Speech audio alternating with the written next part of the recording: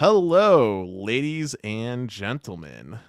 Welcome to a surprise episode of the Best Phone Plans Podcast. Tonight, I got the man, the myth, the legend himself, SneedMobileTech with me. What's up, Dennis? And another myth in the community is Carlos S. Tech. He'll be popping by here soon for the show. But before I tell the people about the topics and everything like that, how you doing today, Sneed? Excellent. I'm doing very well, Dennis. How are you, man? I'm doing fantastic, my friend. Well, everyone, tonight is going to be a very action-packed show. We're going to be touching on a few different topics tonight. They start in this order, basically. T-Mobile getting called out for false advertising. Fiber coming to the beautiful people of Maine. We're going to be talking about a new piece of legislation that's going to be passed in the EU and how that means trouble for iMessage and much more. But with that being said, let's get into it. To start, let's go ahead and talk about the T-Mobile ad. So, Sneed, have you heard about this, or is this news to you personally? News to me, but I will tell you that this type of thing runs rampant within the industry, right? So, so I'm not really shocked, but we'll dissect it. We'll see what this is about. Sure. So, basically, Phone Arena was the one that reported this, and I'm popping that up on screen right now for everyone to see. But basically, the TLDR breakdown of what all this article ends up getting to is that T-Mobile was basically marketing their home internet with consistent speeds over 100 megabits per second. Mm-hmm. And they weren't actually able to deliver that for a mixture of reasons. One of which would be because of the fact that their T-Mobile home internet product actually ends up connecting to LTE and it's not always 5G. And then, of course, other reasons would be, you can't congestion, right? You can't really control that. So what T-Mobile's been forced to do, and it's been updated on their terms and services on their website, which you'll see here in the article, is they now have to market a range where it is between 35 meg and 115 megabits per second download, respectively. Wow. It's rough, man. That's about a third of what they were promising, right? Yeah, it's just ever so barely above what is the definition of broadband by the FCC. Yeah, broadband definition 25 by 3, right? Correct. Yeah, it's tough. So I really wanted to talk to you about this because I know you're a big proponent of fixed wireless, and I wanted to get your honest thoughts on this. Man, so first of all, that's rough. You look at these towers and it's really on the carrier to evaluate how many home internet users you can sufficiently give capacity that's considered excess. If you don't have excess capacity, you can't really put so many users on there. I know of a lot of N41 sites that are quite fast. You test them, you'll get like 400 megabits per second, and then they don't offer home internet there. And I think that's proper management. If you don't think that you can adequately provide a guaranteed experience that is of quality, it's wise to not even bother. Because what's going to end up happening is you sell them the service, they get it, their experience is less than good. We'll just call it poor. And they're going to be disgruntled. They're going to want their money back. You're going to build a negative reputation, a lot of bad face in that instance. So it's on the carrier. If you're going to provide the service, you have to provide good service. Because what's your benefit to gain? You're not properly monetizing the right way. You're going to try to oversell something to someone, and it's going to completely backfire. So I think it's on the carrier in that instance. It's not that like the customers are bogging down the network. They're paying for the service. It's you sold it to them. They're just using it. So that's on you, T-Mobile, if it's your responsibility to manage, hey, I got excess capacity on this sector. We can have 2 or 3 people on the home internet service, not 10. You know what I'm saying? Which I think is kind of what might be happening. Maybe they overshot and weren't able to fulfill their end of the deal. I mean, that wouldn't surprise me. Oversubscription is a a rampant problem across all of telecom. Cable's infamous for doing it. Fiber providers were infamous for doing it back in the day. Yeah. So it wouldn't surprise me if T-Mobile did the same. I personally, this is my hot take, and I know you're going to disagree with me on this. I have a feeling that T-Mobile is going to get actually called out yet again because I don't actually think they'll be able to actually guarantee 35 meg. I know that's a pretty controversial take, but hear me out on why I'm saying this. Hear me out on why I'm saying this. The whole problem is that T-Mobile's home internet product doesn't just get sold in N41 areas. It gets sold at LTE locations as well, where they might only have like 15 megahertz of band 2 and 5 megahertz of band 12. In those circumstances, I don't think they can guarantee 35 meg. I think you need a couple of things in order to properly do T-Mobile home internet from a site. You need big time backhaul. You need a full LTE and 5G modernization. All the gear. All things N41, N71. All things LTE. The whole shebang. You need the whole thing to be properly upgraded. If it's not, you really might want to think twice about offering the product. Because as soon as you get people on there and they're liking it, and they're getting 100 or 200 or maybe even 300 megabits per second, but if you get 10, 20 customers on a sector, it's not going to be able to provide that capacity unless you're willing to upgrade again. And if it goes beyond what you can provide, now you've overpromised. You can't backtrack.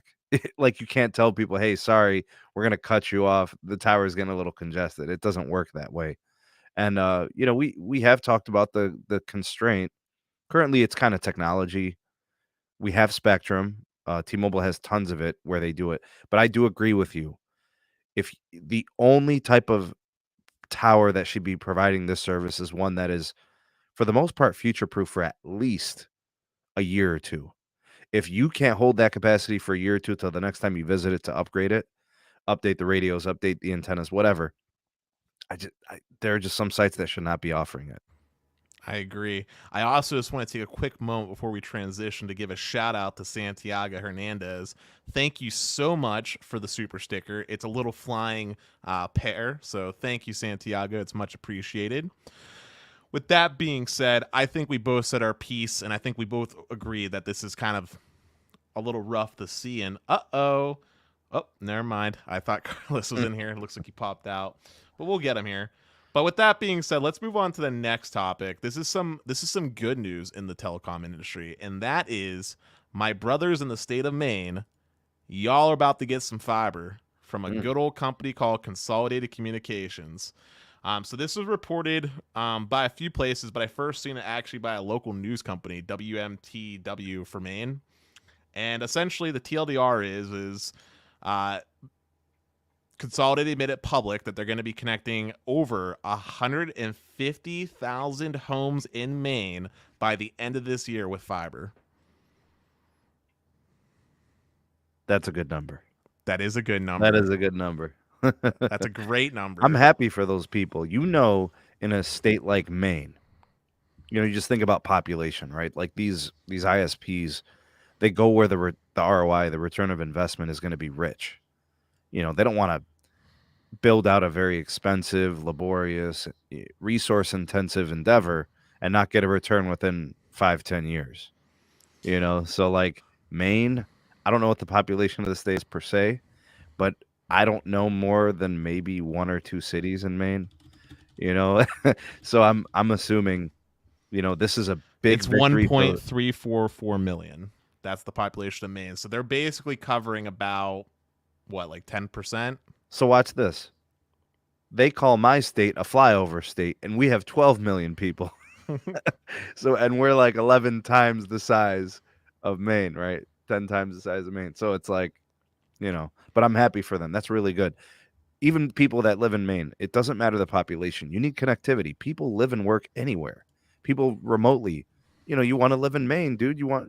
Maine is where it's at for you. You love it. It's beautiful. It's gorgeous. You grew up there. Your family's there, whatever. Nobody should be restricted from living somewhere geographically because the internet there just isn't good enough. We should have, and you've talked about this before, an infrastructure, national infrastructure for connectivity. I agree. And I will just say, remember how when I was on your show and I allured to how this end of this year and next year is going to be exciting? This is just the tip of the iceberg. This is just what became public. So There you go. fiber is exciting. I'm glad that it's happening. And yeah, I just wanted to share that on the show because I know a lot of people get a little upset sometimes when I just focus on Pennsylvania or when we focus on Ohio. So there's some good news for you guys. Now, this next topic is one that I am super excited about because let me tell you, I'm tired of having 20 different messaging apps on my phone. And that is in the EU, they're looking at passing some legislation that would essentially force companies like Apple with iMessage, Facebook with WhatsApp and Facebook Messenger, Signal, Telegram, etc., to have a open source piece of messaging platform that has interoperability. So basically, if I have iMessage and you're using Facebook Messenger, I can message you. And it's not just like normal SMS. No, there's some set requirements like that needs to be able to support so much files, needs to have like certain types of features. And I guess what I wanted to talk about what your thoughts were, because I've mentioned this to a few people, and believe it or not, there are people that are upset about this. So I'll play the upset person. I want to hear your thoughts because it sounds like you're more in my camp, which is excited. Yeah. Are you excited about it or? Very, very, absolutely. The issue with messaging is I think every messaging platform can be unique in its own way, like appearance, layout, whatever. But in terms of actual functionality, like the file size, there should be no like resolution loss in pictures. There should be no restrictions in like the video playback quality, the status of like if they've received it, if they've read it. Those types of RCS features and iMessage features should not be restricted only to two devices on the same platform. They should be two devices utilizing messaging in which all can communicate with all features. Messaging is universal. Messaging is not like, it's not boutique. You know what I mean? So like to treat it with all these separate applications, they really need to just be streamlined in what they can all do. But the So problem is each one of these players distinguishes their services and their ecosystem through their messaging as a piece of it, right? That's the problem. So I'm going to play devil's advocate, even though I'm all for this legislation. I'm going to play devil's advocate and based off of some things I've heard others say when I've talked to them. One of the big concerns that some people had, ironically enough, had to do with privacy. So despite the fact that this would be end-to-end encrypted, there were people that were concerned about privacy because they don't trust companies like Facebook. That was basically the breakdown of their sentiment was they don't like Facebook, they don't like Meta. If this is going to force, anything that has their hands in it, they don't want to be using, essentially, was the TLDR. Do you think that's a justified concern if it's something that's open standard or? Nah, if you don't want anybody to know, see, or be able to access your messages, go talk to them in person. I'm not even joking. Like anytime you send anything through airwaves from a device to another device, there is no guarantee, nowhere is it guaranteed that somebody isn't going to be able to access your messages, have control of your device temporarily. We've seen hacks, we've seen loopholes, we've seen issues in like software, like the most recent firmware with Google, like with Android. I mean, there are vulnerabilities in everything. If you want privacy, you probably shouldn't have a phone. Like once you have a connection to to a server, to a on a SIM card, I mean, anything could be intercepted and anything can be quote unquote hacked. You know what I'm saying? So, hey, maybe that whoever is serious about their privacy, I say just go ahead and get rid of your phone and just move on. good friend of the show actually touched on the next argument that I've been seeing online on Reddit and such, and he says it great here. The technical requirements for interoperability is a nightmare, and it makes it very hard to innovate. So basically, one of the other arguments that I've been hearing is that people don't want this to happen because they're afraid it will stem innovation in the messaging space. Do you think that is a valid concern? I mean, what's left to innovate in messaging? I, I mean, what we need special emojis? I mean, like I don't know what else can you do? I mean, we've got status read, we've got status received, status typing, different video formats, maybe different compression technologies for for pictures. I mean, maybe in stuff like that. But I mean, I'm looking at iMessage and I'm looking at Google's Chat or Messenger. I don't see one having more of an advantage over the other. I really don't. I think they're both pretty feature rich. so to defend this point, well, it's not really defending, but this is my take on the point. Even though it's feasible that it may stem innovation, my argument against that argument is essentially is innovation doesn't matter if no one can use it, and by that I mean it's kind of silly to have, say, an emoji just be on iMessage and it requires you to do iMessage if no one else has iMessage to communicate you with. You're not using the feature to begin with. That's I my. just I truly believe that if somebody's going to innovate, they're going to innovate regardless of what's in front of them. Obstacles are designed to be overcome. Things get in people's way all the time. If you are truly an innovator, nothing gets in your way. Not some silly messaging obstacle. You'll do it. You know what I mean? And we've done way more complex and complicated and dynamic things than synchronized messaging. That's not that hard. Roger said with that argument, CDMA would never have been deployed. I honestly think if CDMA wasn't deployed, it would probably be better, to be honest. I know it's a hot take, but it didn't live long. But real quick, we got to address the elephant in the room. Another legend in the SMT community has made his way into the podcast. What's up, Mr. Carlos? Close. What's up with Android not letting you use a Bluetooth headset on this? Man, your audio is really, really broken and you're echoing. Hop out and come back in. That's Android for you. But anyway, changing gears a little bit away from the messaging platform, unless you had any last comments you wanted to make. Did you have any last comments? No, we're good. All right, cool. Yeah. Well, I'm going to change gears onto another announcement that has got me really, really, really excited. I lightly touched on it with you behind the scenes, and it's basically the thing I'm referring to is the Universal Chiplet Interconnect Express, or UCI for short. This new fabrication standard is the thing I was telling you about that it basically allows systems on a chips to be modular.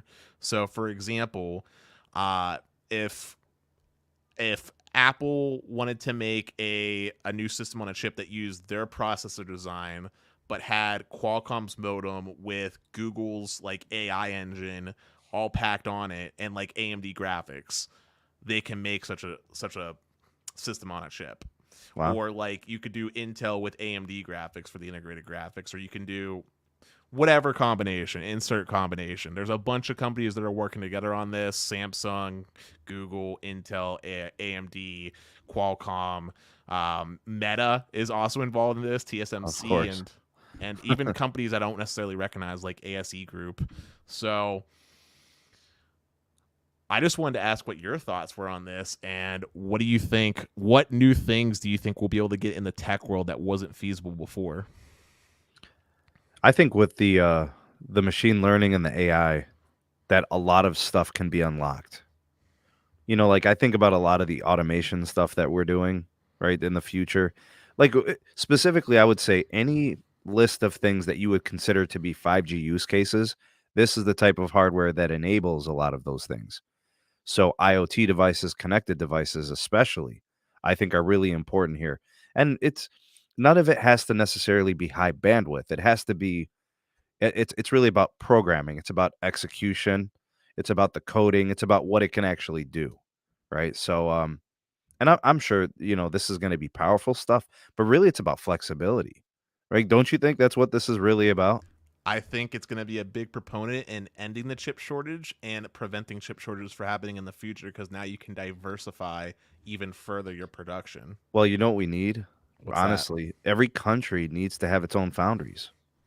You I know, agree. these type of situations, like you got to keep things local, stateside, and it's hard to do. Relying on other countries for other things, and you could have great relationships, but we've seen with Ukraine and Russia, and we've seen with shortages and supply and demand and all of that. You really want to be in control of as much as possible, and I, sometimes you can't. And what you can, you should. I agree, but here's the thing. This is what got me particularly excited about this specifically, is that I think this will be the key to enabling companies like Samsung to make truly the same performance type of phone, because it's a well-known fact, right, that Samsung every year makes a US model and the international model, and generally speaking the Qualcomm model tends to perform better than the international variant. Mm-hmm. Well, with this, Samsung could do their own CPU cores, which actually perform better than Qualcomm's Adreno's GPU, Qualcomm's modem, which is better than what Samsung makes, and have like the perfect universal chip for all markets for consistency's sake. Or those budget low end phones that have those really like cheap MediaTek CPUs could at least have a decent high quality Qualcomm modem on them. Could you imagine streamlining your productions and reducing your cost? I can. I absolutely can, because here's another thing. I'm just going to use an example. Let's just say all you're doing is making like modem chiplets, like that's all Qualcomm is doing.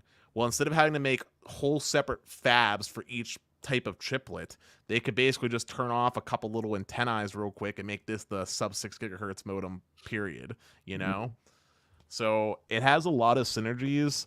I also think it has the potential to get AMD, who has not historically been a mobile first company.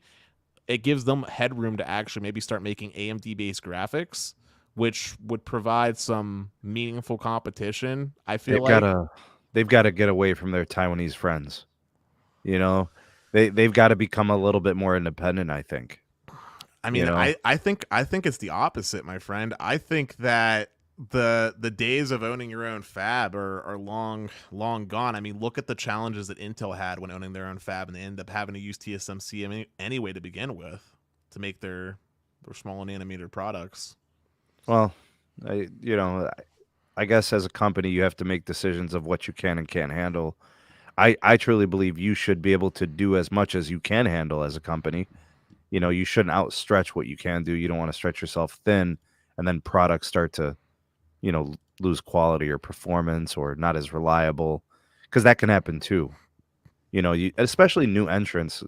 I mean, we see this with Intel going into 5G. The prospects didn't look good on their mobility side, and how that played out. And I think you're right. A company like Qualcomm has the upper hand, and some of these other companies. I'm just saying this gives the smaller companies. Smaller is not the right word here, but this gives the companies Specialized that don't, ones. The specialized companies. Yeah, these niche specialized companies, it gives them a larger market while also helping out these companies like MediaTek, who didn't really have a foot to stand on because they just didn't have the R&D to put into being the bleeding edge. But Carlos, real quick, mic check for you. Is it working now? Yes. Now I got the Bluetooth to work. I figured it out. Fantastic. I knew you would, my friend. You have to go in Chrome and you have to allow nearby devices and add those permissions in Chrome. Well, Carlos, I don't know how much you heard, but we covered a few different topics. Did you have anything exciting that you wanted to share with the fans of the Best Phone Plans community? Well, I would love to talk about a certain 4-letter word, but I love to, but that's what we're on right now. So okay. That's why I wanted to test it on this. Why not? I'll believe it when I see it. Well, you better start eating crow. Well, on the topic of 4-letter words, how about we talk about the one that I'm most infamously known for, which is AT&T, for a second. Yeah, we could talk about that one. You have seen something that I would call a unicorn for AT&T. It starts with a 5, ends with a plus. So 5G plus. Yeah, man. Why don't you tell me, man, what was your experience so far with the early days of 5G plus from AT&T? Well, so the only thing I've been able to connect to over the last year or so, year and a half, has been the 5G plus millimeter wave variation, right? So I've tested it downtown. I've tested several sites. Their build downtown Cleveland is actually pretty decent. It's exactly where it needs to be. They're leveraging it in these really high capacity need situations. They've got some in the flats where there's like a bunch of bars and clubs and restaurants. There's a hotel. They've got it near a couple of really busy streets that are a couple blocks away that have apartments and condos. They are doing millimeter wave the very traditional way, which is situational. You leverage it when you need it, as opposed to Verizon, who is doing millimeter wave like wherever they can do it. Like wherever the municipality is not getting in their way, they do it. Wherever they can leverage the home internet and support mobility, they do it. Now, the C-band situation is totally different. Verizon has hit the ground running. They've got, you know, all the gear that they need to do. I think what's actually the only thing really slowing down Verizon at this point is just labor. It's like we have this many people who can work, and they're going at their pace, and that build's pretty good, and that connection's pretty good. It's gotten pretty reliable. We're getting good range, good speed, and it's going to be important to what they do. AT&T, I'm starting to see them put up C-band gear, but none of it's on. So I can't comment or speculate on the performance. I don't even know what type of gear it is, honestly. I'm assuming it's Nokia because that's the stuff they use for all their other connectivity, like LTE and other things. But it's starting to come up.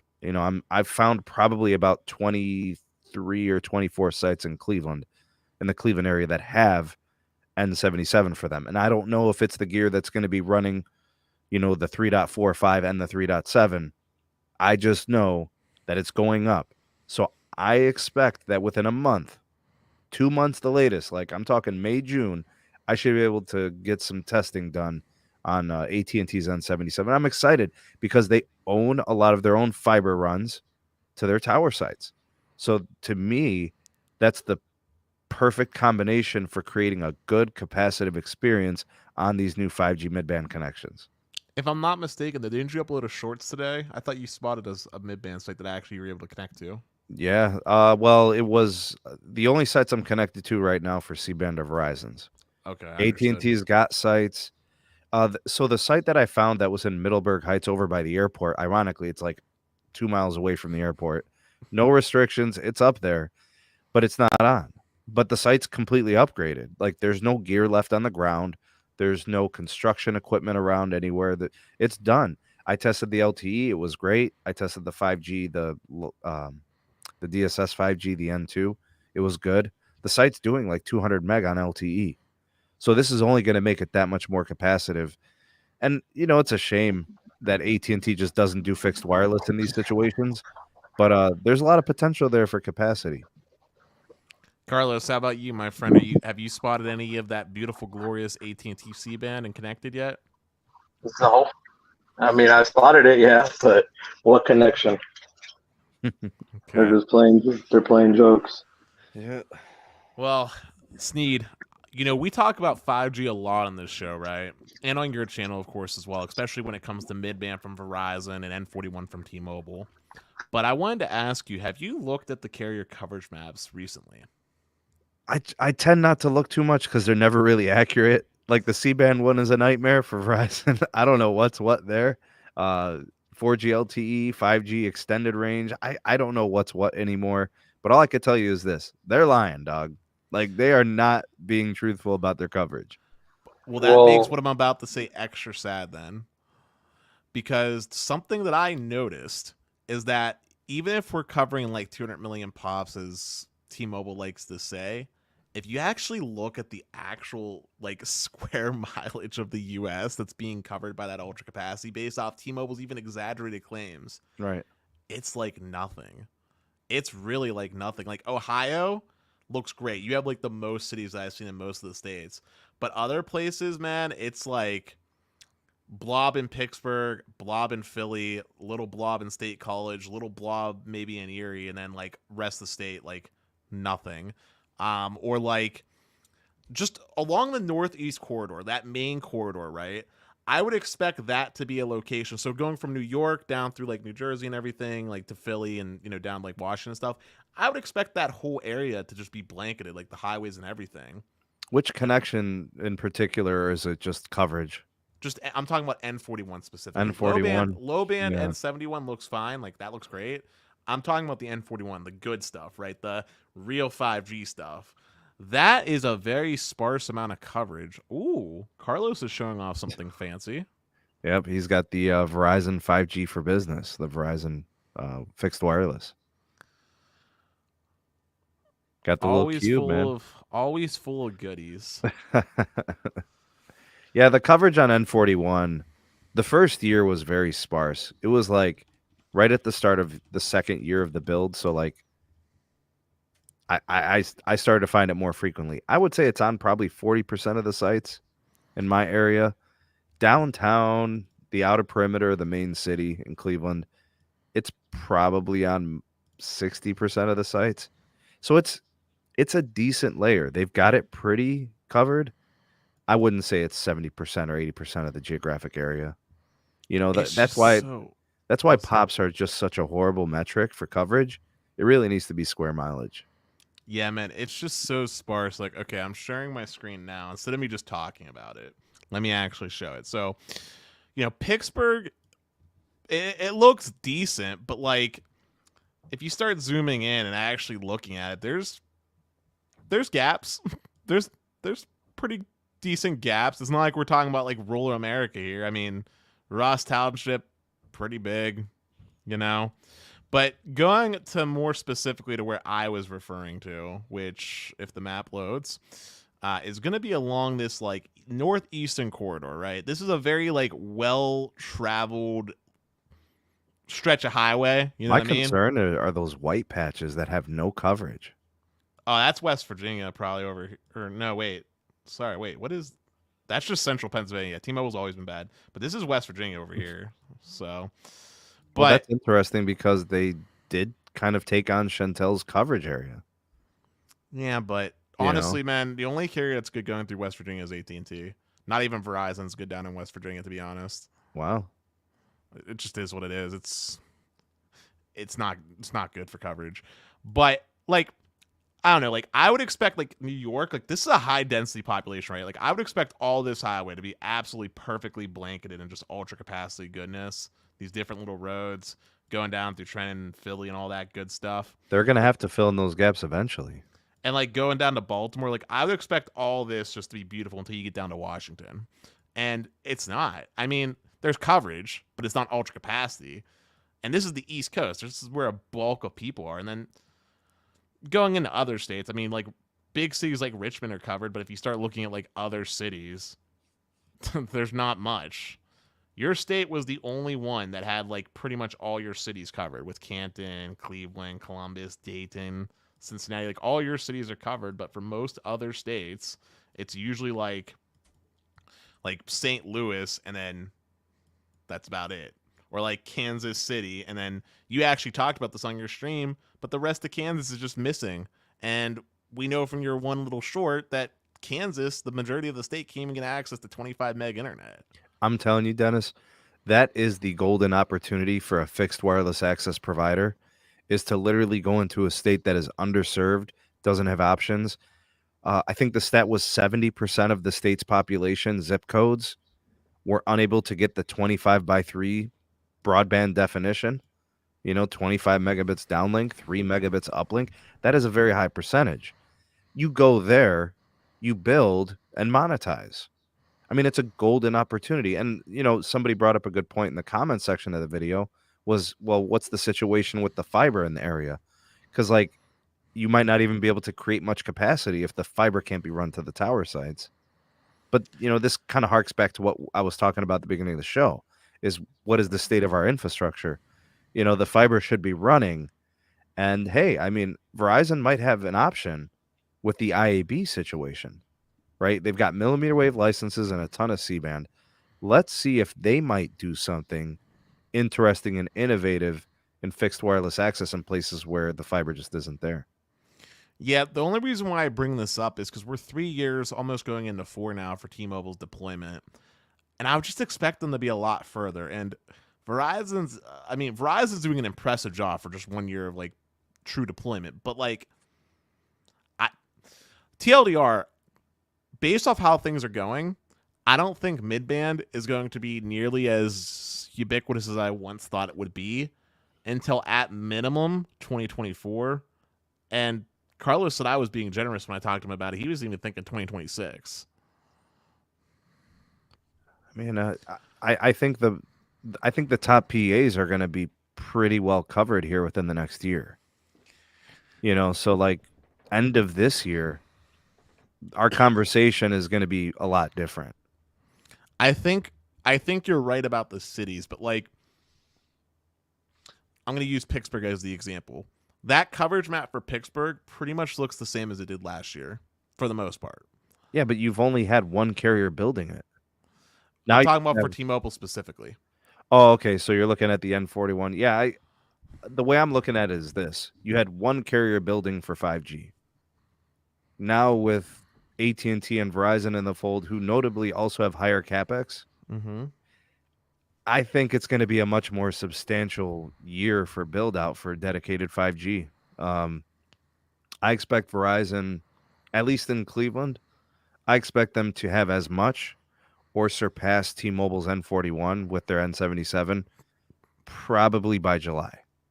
I'm not even joking. And it's not to throw Spurges. It's not to throw Spurges at T-Mobile. I'm just watching what Verizon is doing. I never saw this many tower crews circulating the entire county like I've seen Verizon. Bro, I would say I agree on that just because I've been going to the middle of nowhere and I'm connecting, getting 700-800 down on N77 out of nowhere in areas where the map doesn't even show coverage. I mean, here we are in month number, so it was like a week and a half in January, February, the shortest month of the year, right? And then March. We're in the first week of April, and they've got probably 125 to 140 million pops. And I hate pops, but I'm just calling their numbers. That's a pretty good build. And they started it, they kind of prepped some of the work before, but it's undeniable. They're all over the place. And AT&T still hasn't really started. So like, where are we at the end of the year? Where are we at the end of 2023? Now I think that's a conversation worth having. I think 2024, your main cities are done at 80% or better coverage. And then I think you start to really get a decent rural build as they move outwards through the suburbs and into rural America. So I guess what I'm trying to go for here, I'm not really mad in particular with Verizon. I give them slack, especially with that whole fiasco that happened with N77. It's more so like I'm disappointed with T-Mobile. They've had 3 years, three solid years. Okay, Dennis, we got to bring you back to earth. Let's do history. Okay. How was T-Mobile's Band 66 build? Decent. Okay. That's the fastest thing they ever built out. That may be the Band 71. And Band 71 is not done. It is not on every site in the country. T-Mobile's pedigree, because they were always the company that was spending pretty much the least amount of money until Sprint literally threw up the white flag. Right? T-Mobile is the smallest company. They could only do so much. You can't go beyond your means. You go into debt. They didn't want to become Sprint. They worked within their means. Verizon's AWS build was impressive. Their N77 build is at least 2 times as fast, maybe 3 times faster. I'm not exaggerating. I saw the AWS build here. Carlos, you know what I'm talking. Well, Carlos, you remember in Vegas when they first started building out the Band 66? All right, we may have lost him, but it was really fast in Cleveland, and me and him spoke about this. The N77 is 2 to 3 times faster than the Band 66 build. Yeah, and I'm only speaking of Verizon. We'll see how AT&T plays out, and we'll see how it goes. Bro, I mean, like I said, I've been seeing areas, bro, where in the coverage map it's not even part of the PEA, bro, and it's like actually in the lower PEAs, like what is it? Kingman, Arizona is like was not even part of the Vegas or the Phoenix PEA, and they have it there, and just a lot of areas I've been going to, just in the middle of nowhere. It seems like they're trying to target home internet. Seems like they're trying to get it up there in those areas as fast as possible and get people connected on that fixed wireless ASAP. Yeah, I mean, I know, like I know how it is. I'm just saying, like, it's hard because it's still a lot of time. It's still a lot of time, and like to if you want to think about it this way, T-Mobile in a way had a discount on their deployment, like in a way because the chip shortage was not full swing when they started their build out, which means they had much greater access to the things that they need and probably at a more affordable cost. Like they also didn't have to pay the crazy money that Verizon had to pay for the C-band to begin with. I'm not sure what the percentage would be based off of like Verizon's total market cap, but Yeah, but you got to remember what it took. It took a lot of merger problems. All right, so like the merger wasn't free. Sprint had 36 billion in debt. T-Mobile had to pay for the transaction. They paid $26 billion. They inherited some of the debt. There's a lot of merger related costs that are still on their earnings reports every quarter. And I don't know what the numbers is. I'm just saying that the cost to inherit the N41 and then to also inherit the subsequent licensing issues with leases and the white space issues, it's incomplete. Like that spectrum that and T-Mobile bought C-band. I hope everybody out there understands like what Verizon did by going national and deep was they made their life easy. They are going to upgrade everything and just focus on deployment. AT&T will be doing the same. They kind of made things complicated with the two auctions, but T-Mobile's their N41 situation is a little bit more hairy. You know, it's a little bit more nuanced, and they're gonna have to deal with some things. They're gonna have to lock up all that white space licenses in this next auction, and they're gonna have to continue to try to work through those licensing issues with the leases. I don't know how long they go for and when they expire, but they really probably want to be more owners of their licenses as opposed to leasing from Joe Schmo in Sheboygan or whatever city. I mean, random people own these licenses, and these schools and these churches own them, and they lease them to T-Mobile, and I'm sure they'd rather own them. yeah, I 100% agree. But Sneed, I know you said you wanted to end things early, so I think this is a good point to put an end to the show. But I will be going live in an hour. Okay. So Well, if you I will send you the invite. I'll let everybody know. Notifications are coming. We got all moves right. coming through too, so we'll be there. Well, I just want to quickly thank you for coming on the show. It was great to have you back on this channel for the first time in a long time. I know I can tell the audience obviously appreciated having you on. I know I sincerely appreciate having you on. Carlos, I want to thank you as well for taking time out of your busy day to come on the channel. It's always good talking to you as well. I want to Yeah, you thank too. everyone that watched the stream tonight and smash that like button. Also, special shout out to Santiago for the super sticker. Much appreciated, my friend. And we'll be seeing you probably on Thursday with me and Stetson together. There you go. Peace, guys. Peace. Peace.